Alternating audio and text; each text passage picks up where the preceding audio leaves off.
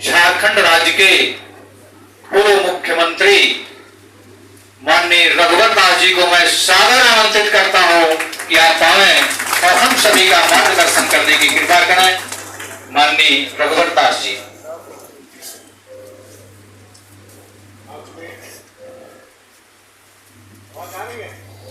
जी जी।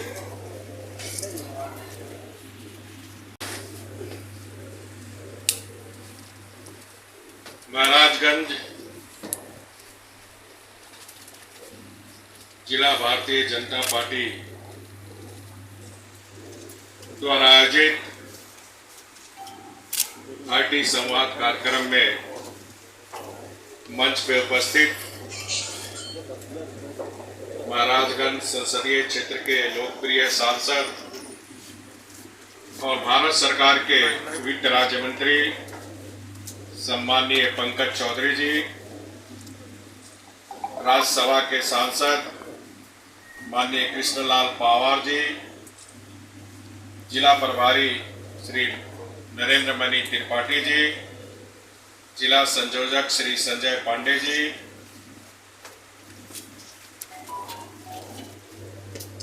पूर्व क्षेत्रीय उपाध्यक्ष श्री देवेंद्र यादव जी, पनिवर से विधायक माननीय गणेंद्र सिंह जी, सदर विधायक कनौजिया माननीय जयमंगल जी, विधायक सिसवा प्रेम सागर पटेल जी, जिला पंचायत अध्यक्ष सम्माननीय रविकांत पटेल जी, सम्माननीय परदेसी रविदास जी और जिलों के विभिन्न क्षेत्रों से आए आईटी सेल के जिला के प्रभारीगण, मंडल के प्रभारीगण, 9 वर्ष सेवा सुशासन और गरीब कल्याण का वर्ष भारत का बदलाव का स्वर्णिम काल का वर्ष और इस स्वर्णिम काल के वर्ष जो माननीय प्रधानमंत्री जी लोकतंत्र में जनता हमारे मालिक है, तो प्रत्येक वर्ष सरकार की ये जिम्मेदारी होती है कि हम जनता को सरकार के द्वारा किए गए काम से अवगत कराना, और इसी के तहत 9 वर्ष के सेवा सुशासन गरीब कल्याण के कार्य को जनता से अवगत कराना। इसमें सोशल मीडिया, फेसबुक, इंस्टाग्राम की भी बहुत बड़ी भूमिका है, और इसी भूमिका को ध्यान में रखते हुए सारे देश में भारतीय जनता पार्टी के द्वारा 1 महीने के कार्यक्रम में आईटी सेल से भी संवाद का कार्यक्रम रखा गया कि आप सभी आईटी सेल के पदाधिकारी अधिकारियों की जिम्मेदारी है कि 9 वर्ष के शासन काल की जो उपलब्धियां हैं, उन उपलब्धियों को भी हम अपने सोशल मीडिया में, ट्विटर में, फेसबुक में हर दिन, क्योंकि इतने सारे काम है, हर दिन 3-4 फेसबुक, इंस्टाग्राम, ट्विटर में हम जरूर डालें, और इसमें अपना कुछ कमेंट लिख के भी डालना चाहते हैं तो लिख के जरूर डालें। दूसरा, हम अभी टेक्नोलॉजी के युग में जी रहे हैं, डिजिटल के युग में जी रहे हैं, तो अब जो भारतीय जनता पार्टी पूर्व में जिस तरह के काम कर रहे थे, अभी की वर्तमान स्थिति परिस्थिति और आने वाले समय की स्थिति परिस्थिति को ध्यान में रखकर हम भारतीय जनता पार्टी को अब कुछ काम छोड़ना होगा और कुछ नए समय के अनुसार काम नए जोड़ना होगा। तो आज की समय में की आवश्यकता आईटी बहुत महत्वपूर्ण है। आईटी के माध्यम से हम माइंडसेट लोगों का बदल सकते हैं, और जो पार्टी माइंडसेट पर अगर कब्जा कर लेता है तो पार्टी को विजय होने से कोई दुनिया की ताकत नहीं रोक सकती। और हम देख रहे हैं देश में हमारे आदरणीय प्रधानमंत्री मोदी जी ऐसे नेता हैं जो राजनीति हो चाहे सरकार की नीति हो,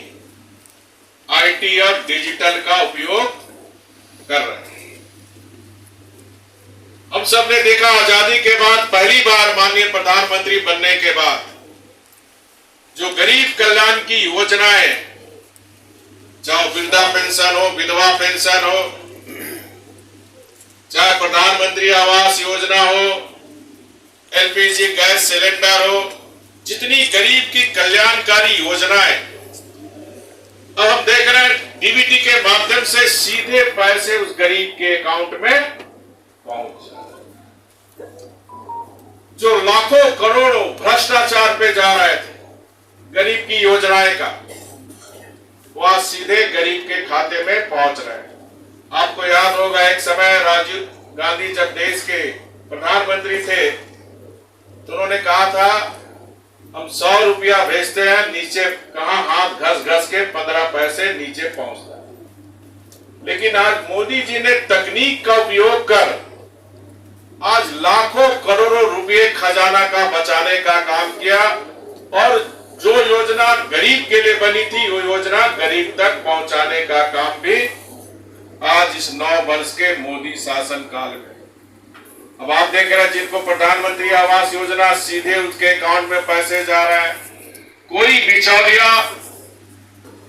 अब इन योजनाओं में कहीं बिचौलिया की गुंजाइश नहीं, भ्रष्टाचार में कमी आई। और ये जो तकनीक और डिजिटल आप देख रहे हैं, डिजिटल के माध्यम से इन 9 वर्ष के अंदर काफी चाय वाले से लेकर ऊपर तक के बिजनेसमैन अब डिजिटल के माध्यम से पैसे का लेन देन कर रहे हैं। तो हम सबको ये बात याद रखनी होगी कि आने वाले समय में तकनीक और डिजिटल आज की जरूरत नहीं बल्कि भविष्य की आवश्यकता है।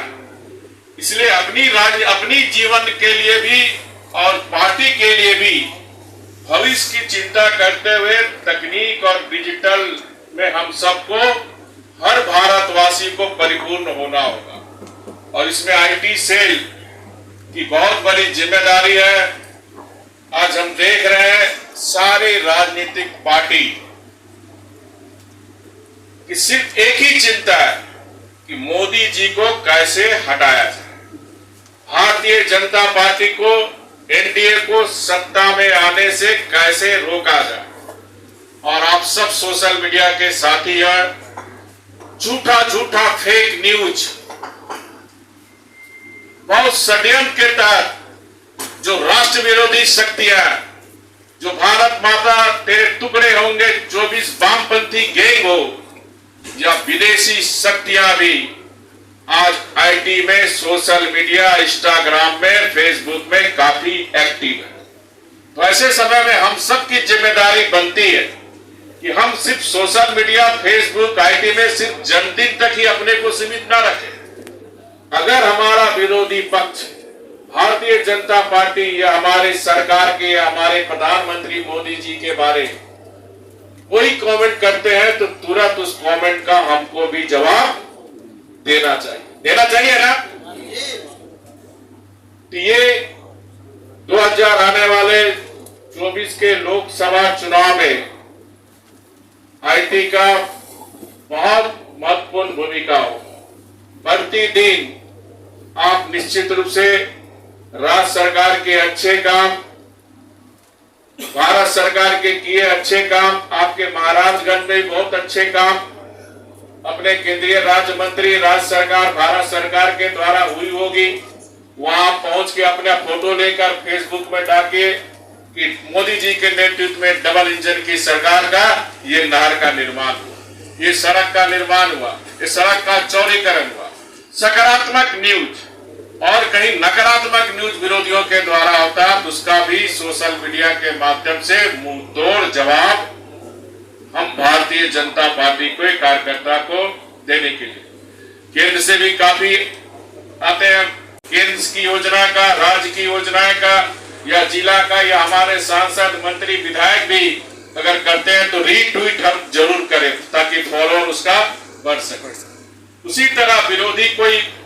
कमेंट करते हैं, गलत कमेंट करते हैं, उसका भी मुंह तोड़ जवाब हम सबको देने की आवश्यकता है,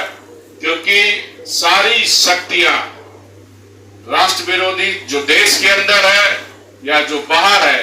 सारी शक्तियां आज लगी हुई है कि मोदी जी को सत्ता से कैसे बाहर किया जाए, भारतीय जनता पार्टी एनडीए को सत्ता से कैसे बाहर किया जाए। ऐसे समय में आईटी सेल के सभी कार्यकर्ताओं की जिम्मेदारी काफी बढ़ जाती है और अपना आईक्यू